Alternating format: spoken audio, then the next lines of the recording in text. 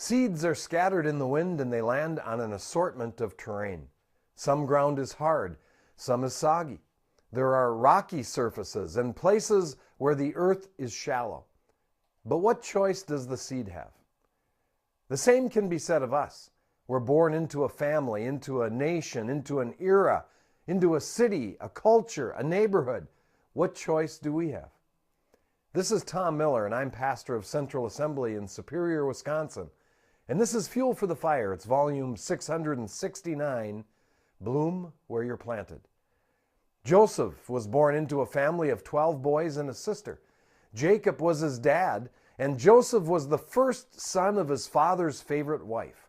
If not for his younger brother Benjamin, Joseph would be the baby. By none of his own doing, Joseph was his father's favorite. Joseph's brothers despised him, and one day when they were alone in the field, the brothers decided to rid themselves of daddy's pet. So they sold Joseph to the Midianite merchants who brought him to Egypt and auctioned him on the slave market, where he was purchased by Potiphar, an officer of Pharaoh, the captain of the guard. This could have been the end of the story, but Joseph refused the role of victim and chose instead to bloom where he was planted. The Bible says his master saw that the Lord was with him, and that the Lord made all that he did to prosper in his hand. And Joseph found grace in his sight, and he served him, and he made him overseer over his house, and all that he had he put into Joseph's hand. But more hardship loomed. Joseph was falsely accused of wrongdoing and tossed into the stony lonesome.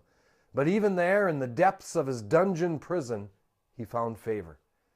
The Lord was with Joseph, the Bible says, and showed him mercy and gave him favor in the sight of the keeper of the prison. And the keeper of the prison committed to Joseph's hand all the prisoners that were in the prison. And whatsoever they did there, Joseph was the doer of it.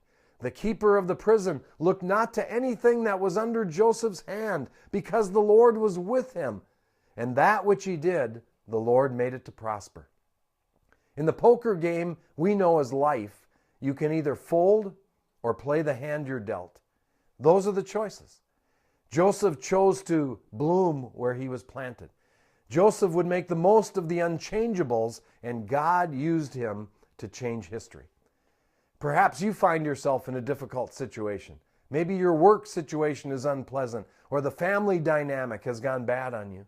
You can complain like everyone else, or you can rise up like Joseph and make the situation better. Joseph didn't lament what he couldn't change. He purposed to improve it. Joseph had a tough life. Joseph learned to bloom where he was planted.